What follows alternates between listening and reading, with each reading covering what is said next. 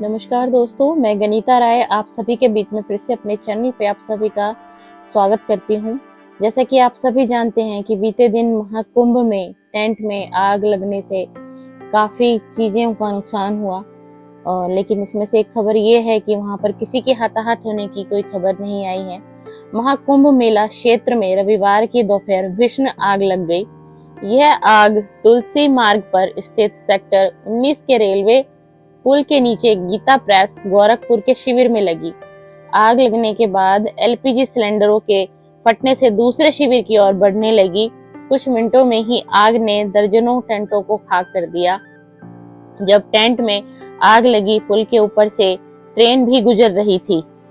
ये बहुत अच्छी बात रही कि जिस वक्त आग लग रही थी और ट्रेन उधर से निकल रही थी, लेकिन ट्रेन को कोई क्षति नहीं पहुंची। अगर कुछ ऐसा होता, कोई अगर ऐसी घटना हो जाती तो ये घटना बहुत ही बड़े उसमें परिवर्तन हो जाती।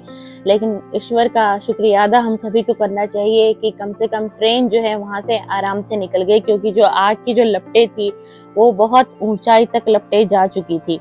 और जब टेंट में आग लगी, जैसे कि मैंने आपको बताया कि पुल के ऊपर से ट्रेन भी गुजर रही थी।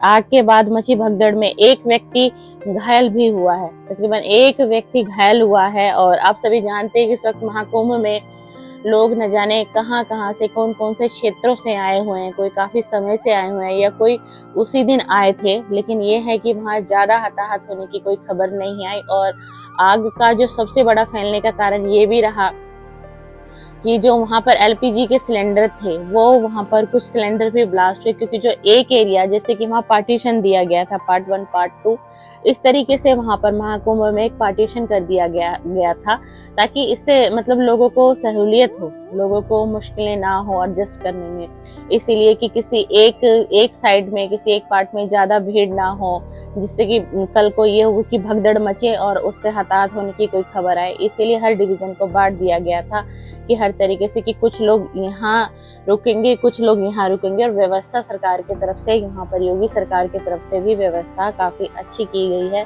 लेकिन योगी सरकार भी कितनी व्यवस्था करेंगे, क्योंकि जो है पब्लिक है और जो जनता है वो काफी भारी मात्रा में प्रयागराज यानी महाकुंभ में आई हुई है स्नान के लिए। तो जितनी हो सके योगी सरकार ने उतनी व्यवस्था की है। और जो आग की जो लपटें बढ़ती गई और जो आग तकरीबन और मात्रा में बढ़ती चली गई, उसका मेन ये कारण था क्योंकि वहां पर खाने पीने की भी कुछ व्यवस्थाएं सरकार के माध्यम से कराई गई हैं।